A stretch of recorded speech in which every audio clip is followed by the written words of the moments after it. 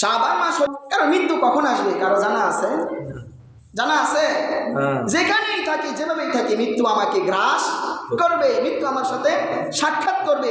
পৃথিবীর যে কোনো ধর্মের লোক, যত পাওয়ারফুল লোক হোক, ইসলাম বিশ্বাস করে না, নবী মুহাম্মদকে বিশ্বাস করে না, কোরআনকে বিশ্বাস করে না, আল্লাহকে বিশ্বাস করে না, কিন্তু মৃত্যুকে সবাই বিশ্বাস করে।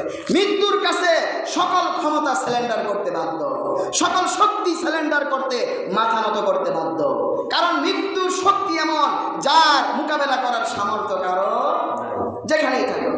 আল্লাহ রাব্বুল আলামিন কোরআনুল কারীমের মধ্যে বলেন, কুল ইন্নাল মাউতাল্লাযী তাফিরুনা মিনহু ফাইন্নাহু মুলাকীকুম। মৃত্যু এমন, যেটা থেকে তোমরা পলায়ন করার জন্য ছুটাছুটি করো। রোগ হয়েছে, সুস্থ হওয়ার জন্য সিঙ্গাপুর চলে যাও, থাইল্যান্ড চলে যাও, ইন্ডিয়াতে চলে যাও, কিন্তু আল্লাহর লীলা ওই জায়গার মধ্যেই আজরাইল তোমার জান কবজ করে নেয়। মৃত্যু থেকে বাঁচার জন্যই তো থাইল্যান্ড যায় না চিকিৎসার জন্য, সিঙ্গাপুর যায় না, ইন্ডিয়া যায় না। বাংলাদেশ আওয়ামী লীগের সাবেক সাধারণ সম্পাদক মারা গেছে কোথায়?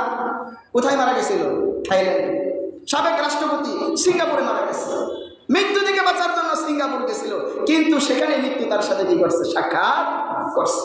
এই কারণে আল্লাহ নবী তার উম্মতকে লক্ষ্য করে বলতেছে যে কিয়ামত পর্যন্ত আমার যত উম্মত আসবে, মৃত্যু আসার আগেই এই দামি জীবনটাকে কাজে লাগাও, আল্লাহর পথে পরিচালিত করো, রাসূলের তরিকায় নিজের জীবনটাকে সঁপে দাও, সঁপে দাও, মূল্যায়ন করো।